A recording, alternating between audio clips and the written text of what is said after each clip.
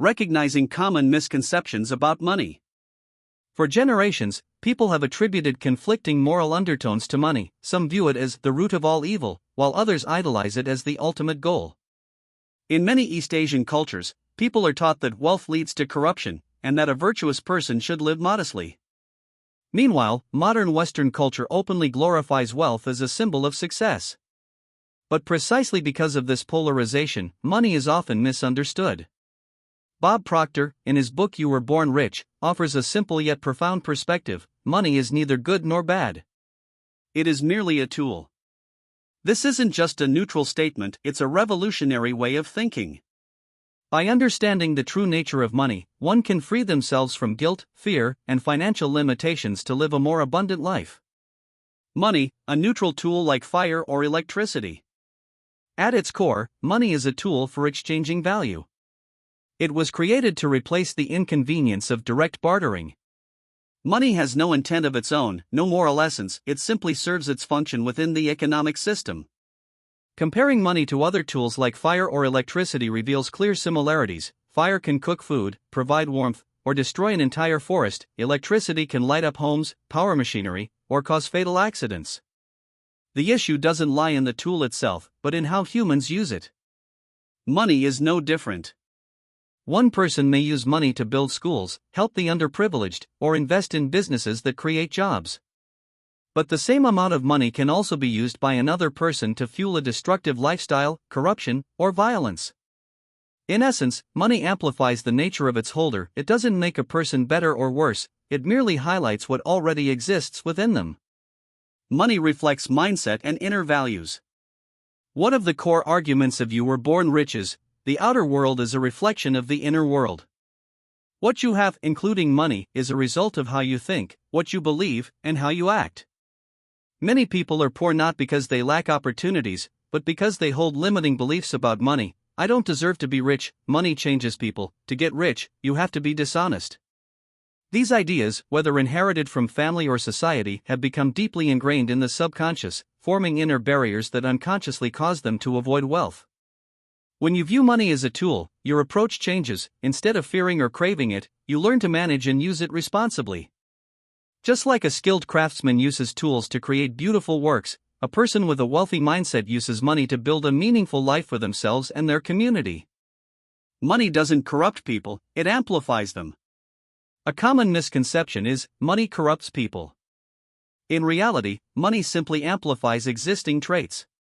A selfish person, when wealthy, will display their selfishness more clearly. A generous person, when rich, will have more power to help others.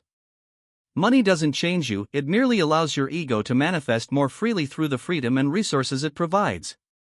A clear example is the philanthropic foundations of wealthy individuals like Bill Gates, Warren Buffett, or young founders like Mackenzie Scott. They use their immense wealth not for flaunting, but to invest in education, healthcare, and human rights around the world. On the other hand, lottery winners who lack financial literacy often go bankrupt within a few years, because they aren't mentally prepared to use this tool wisely. Money and personal worth are not the same. Another reason many people feel allergic to money is that they equate their self-worth with how much money they have. When poor, they feel inferior. When rich, they feel superior.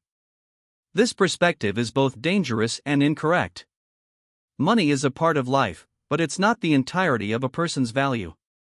You can be very wealthy yet lack love, connection, or compassion. You can also have little money and still live a meaningful, respected, and loving life. Bob Proctor encourages people to separate money from human worth so they can view it objectively, as a flow of energy that you can learn to generate, direct, and distribute effectively. Tools require learning to use. Since it's a tool, money must be learned, just like any other skill.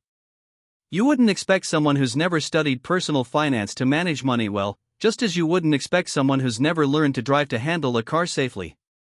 Learning to spend wisely, invest intelligently, generate passive income, and use money as leverage for personal and community development, these are essential life skills.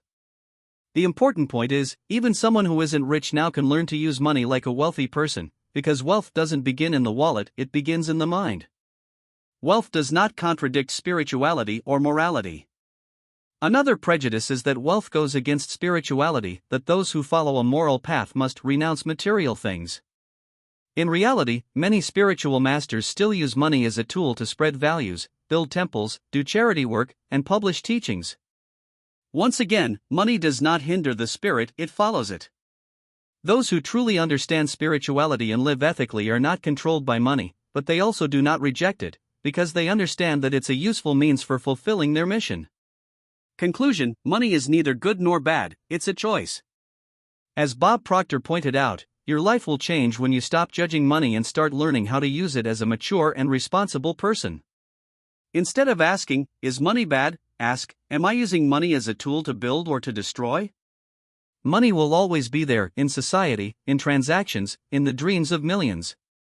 The real question is not whether you have money or not, but whether you're ready to become the kind of person who deserves to wield this tool.